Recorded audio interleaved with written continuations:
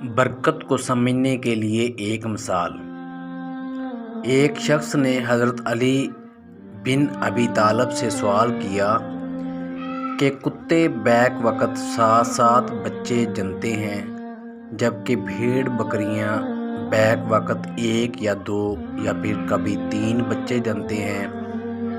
اس کے باوجود بھیڑ بکریوں کی تعداد ہر جگہ کتوں سے زیادہ ہوتی ہے، حالانکہ آئے روز بھیڑ بکریوں کو ذبح بھی کرتے ہیں، قربانی بھی کرتے ہیں، پھر بھی وہ ہمیشہ کتوں سے زیادہ ہی ہوتی ہیں۔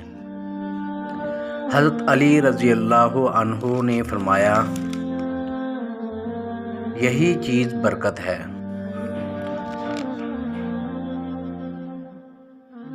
اس شخص نے کہا، برکت بھیڑ بکریوں میں ہی کیوں ہے، کتوں میں کیوں نہیں؟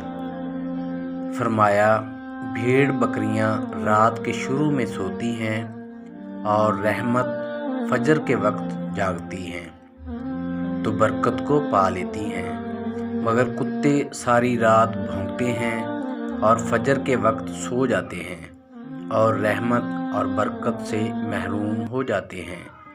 میں تمہیں نصیحت کرتا ہوں کہ رات کو جلدی سو اور صبح جلدی اٹھو، یہی رزق اور اولاد میں برکت کا ذریعہ ہے۔